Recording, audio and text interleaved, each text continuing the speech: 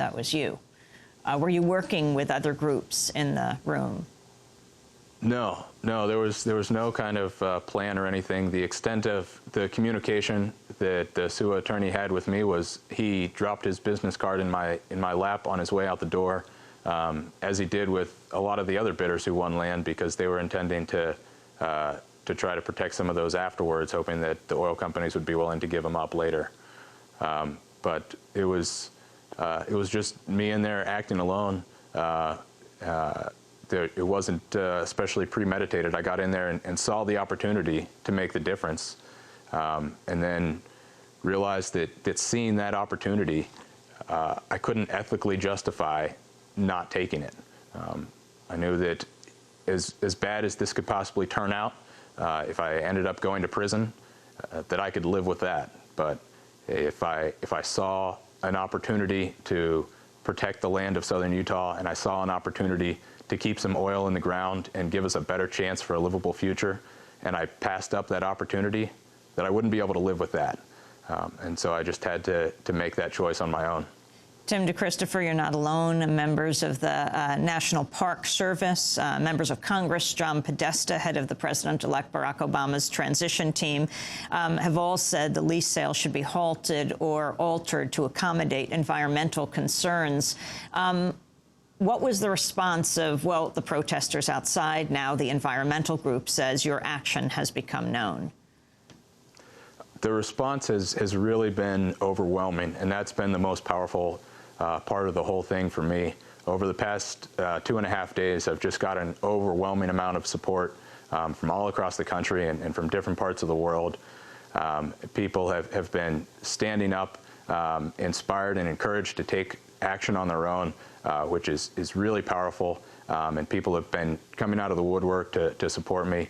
The former director of the BLM, Patrick Shea, has now volunteered to lead my legal team pro bono, and so he's on our side in a big way, and he's a great asset to have.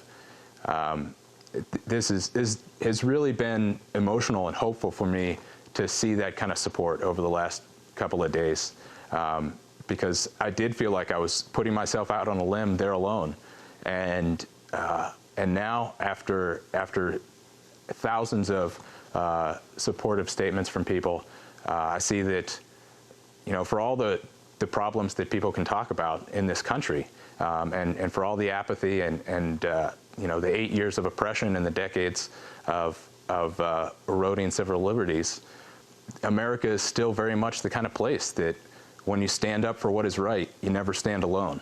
And that's been really powerful for me to witness. Has anyone offered simply to pay for the land that you bid for and succeeded in winning? What was it, at $1.8 million? Right. There's been a lot of discussion of that, and I'm not sure if that would completely take the problem away or not. If the people of America just stood up and rebought the land that was already theirs, that might be an option that we have to pursue, but at this point, we're not sure. So now there's two kinds of land. One is what you bid for, didn't win, but you upped the price for everyone else, something like to the tune of $500,000. So other bidders, like oil companies, whatever, had to pay more because you were in there bidding against them. And then there's the land you actually bought. Now, that land can't go up again until something like February, is that right? Which means a new administration, an administration who we know at least the head of the transition team, John Podesta, has expressed concern about the sale of this land. The land on whose price you upped it just by bidding, though you didn't win, that could be sold within this 10-day period? My impression of that is that those oil companies can give that back if they feel like they purchased it in any kind of way that's not acceptable to them, because I happen to drive the cost of their oil up a little closer to what the actual cost of producing oil is, and the actual external costs that all the rest of us are going to have to pay. What are the charges you're facing right now, and are you willing to go to jail? The charges haven't been released yet, so I don't know what charges I'm facing. There's a good chance that they are going to be significant charges, Obviously, I'm going to fight those, and of course, I don't want to go to jail, and I'm willing to if it comes to that. But I'm not looking to be a martyr or anything like that. I've seen the need for more serious action by the environmental movement and to protect a livable future for all of us. I've seen that need for a long time, and frankly, I've been hoping that someone would step up and someone would come out and be the leader, and someone would put themselves on the line and make the sacrifices necessary to get us on a path to a more livable future. I guess I just couldn't wait any longer for that someone to come out there, and had to accept the fact that someone might be me. Are you a student? Yes, I'm an economics student at the University of Utah. Is this your school break? Yeah, I just took my last final exam on Friday morning, and went straight from there down to the auction. Has the University of Utah said anything to you, officials there, expressed support or otherwise? No, I wouldn't expect them to come out and make any official statement. Some of my professors, a lot of students have contacted me and expressed their support. The professors especially have been really supportive, and have joined my team so far.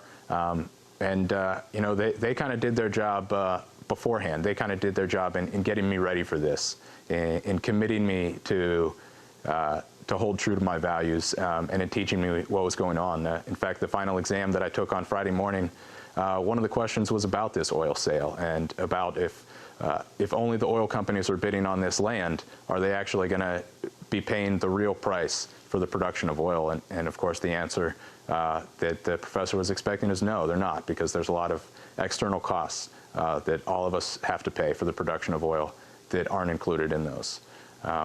So they did their part ahead of time in putting me where I needed to be.